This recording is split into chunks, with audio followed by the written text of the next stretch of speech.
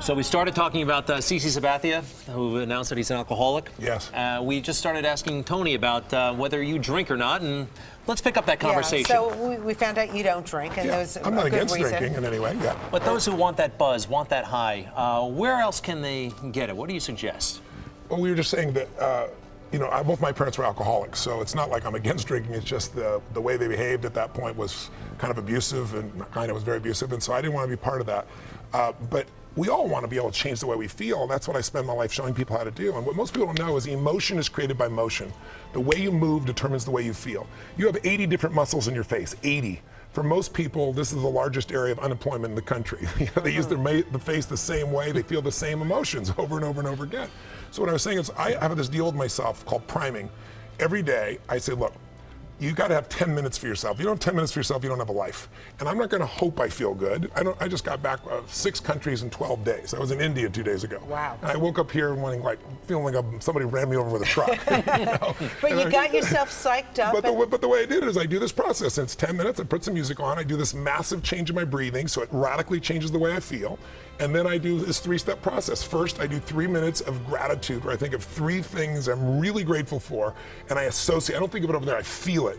And the reason is, when you're grateful, you can't be worried. You can't be fearful.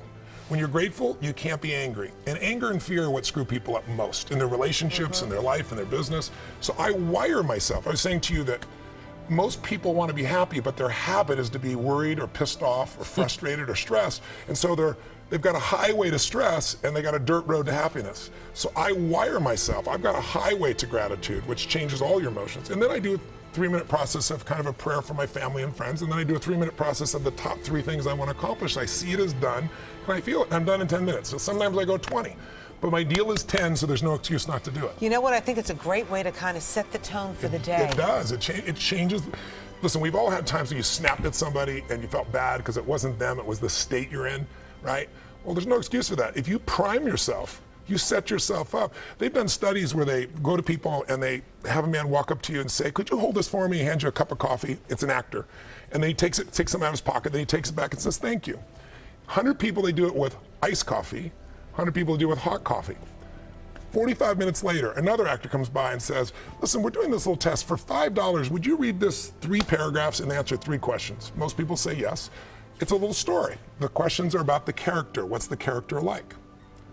80% of the people that got iced coffee say the person is cold and mean. Wow. 81% of the people that got hot coffee say the person is warm and gentle or nice. That's how much we can be primed by our environment. We think we're just feeling what we're feeling, but our environment, if we don't take control of our environment, it takes control of us. Pretty wild, Tony. Now, this is easy for you to say. Look at you. You're like an investment banker. You probably have a master's from Harvard. I bet you have 3 degrees from Harvard. No, I got a high school education. So what happened? You never went to college? Well, my mom, I was going to USC. I wanted to be a sports. I was taking journalism. I was getting a scholarship. And then I had some major challenges with my family. I had to take care of them. And then my mom got very upset. I have 4 different fathers. So I kind of had to take over. And so I went and started my first business at 17, and I started from there. It was working for a man named Jim Rohn, and then I started off and became a seminar broker. I actually filled other people's seminar events. And then I got better than the people I was promoting, and after a while, I decided, heck, I should do my own. And then I began to just expand and do work. And when I started turning around athletes and Olympic athletes, and I got to Nelson Mandela and Mother Teresa, wow. and then I got to President Clinton, and it just grew. What was Mother Teresa doing wrong before she met you? If anything, I mean, come on. Did she ever have a day where she felt she got off on the wrong side of the bed? No, you know what happened? She was in San Diego, and I don't know if you remember, years ago, she got very ill, and they rushed her to the hospital. And I guess like 3 days into it, she left in the middle of the night. Can you imagine you're at the hospital and you lose Mother Teresa? No, and she wrote a note that says, thank you for your help, but I have to help people that are in need. I can't sit here. And she went across the border to Mexico. And she said, if you really want to help, don't send me a hospital, send me a mobile medical unit.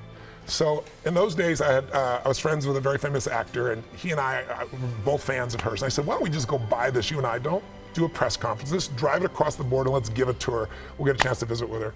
And so anyway, bottom line, we did. And when I was with her, I said to her, you know, it's such a pleasure to meet you, and I always want to learn about people. So I'd say, listen, I'm wondering what juices you? What excites you? What makes you more excited than anything else? And I'm thinking juice you and none, maybe not the best term.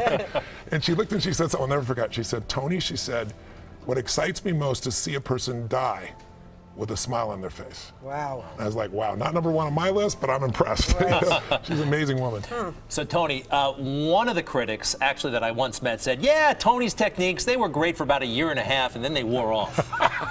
What do you say to that, folks? It's real simple. If you don't work out, you don't get a muscle, right? So I always tell people there's a daily practice like priming. If you don't do that, if you get up and you just have no discipline whatsoever, you get no value of anything. Diets don't work when you don't do them. Exercise doesn't work when you don't do them. But most of the people have some experiences that they want to shift.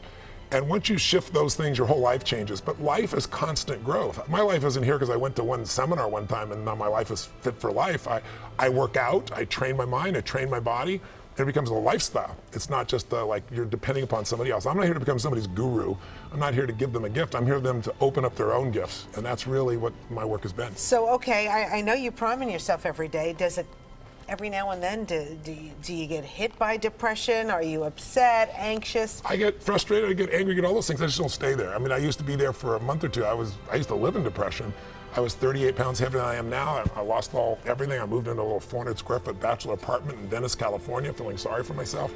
But I got so near the end where you think life has no meaning, it scared the hell out of me and I developed tools and I've never gone back there. I mean, have I gotten pissed or angry? Of course. People still think, you're not happy all the time, are you? No, I'm not happy all the time. But I'm happy the vast majority of the time because I'm doing what I love, with who I love, and there's a meaning in what I do. When you have those three things, life is pretty magnificent. One thing I was very surprised to hear, and I thought it was delightful, but you had a lot to say about nutrition at the seminar that I attended. Yes. And a lot of folks don't associate that with you. Yes. What do you eat? Well, I'm no longer a vegan. I was a vegan for about 15, 18 years. So I eat fish and I eat vegetables, but I'm a boring diet. Now my wife, when I first met her, she liked wheatgrass and she was a phlebotomist and nutritionist. And I thought this is going to be the greatest thing in the world. I went to lunch with her and afterwards we had this great clean meal and she had a hot fudge sundae. I said, what the hell are you doing? She was living, you jerk. You know? So she loosened me up. She has this zigzag. We zig and then she zags and has that. And so I'm a much more balanced than I was. But I'm still, you know, I'm stronger than I've been when I can lift at 55 years old than when I was 27, right? I can run faster, I feel stronger. There are limits to what you can do as you age, but thus far I haven't hit that limit yet. My event, as you know, I go on stage, I do 18 to 20 miles on the first day, and I do 26 miles. I'm on from 8 in the morning to 1 a.m. with a 1 hour break, and people can vote with their feet. Oprah says to me, Tony, she's, you know, I love you, but I can't sit anywhere for 2 hours. And then she's standing on a couch at the end on camera going, this is one of the greatest experiences of my life. Usher, same thing. He goes, Tony, I can't go anywhere for a day. And 4 days later, it's like, this is incredible. What do you do? You have people doing calisthenics in your show? Or? No, well, no, what it is I don't have people sitting still, right? You know, it's like, remember I said emotion comes from motion? And also, a minute feels like an eternity when you don't like what you're doing. Right. When all your needs are fulfilled, time flies. So I get time to disappear for people so they can transform. And I do it because I've done it for so long. I'm doing an event in LA in a couple weeks in October, 22nd, 23rd, 24th, and we have 8,000 people from, I think it's 49 countries. We're translating 5 languages. And people from every walk of life, from young kids to people older, athletes, entertainers, average people will all come and become a family and transform in ways that are just extraordinary. At the end, it feels like a mosh pit, like at a giant concert with people, and they just have a blast. Yeah, great music, by the way. Really? You're a heavy metal guy. I was trying to tell him I have that. all You like kinds of things. When I heard AC/DC, Greg says, oh, Tony likes this. Tony likes AC/DC? Yeah, absolutely. But we love everything. We do a mix because we use music as the soundtrack to our lives. And so we pull from all kinds of types of music. I think you were like a John Tesh kind of guy, that new age John kind Tesh. of, you know, that new age kind of music. Not so much. Oh, wow. Sorry, John Tesh. No disrespect, John. All right, Tony Robbins. Once again, TonyRobbins.com. People can go there. And also America's Best 401k. Yeah, or they can go to showmethefees.com.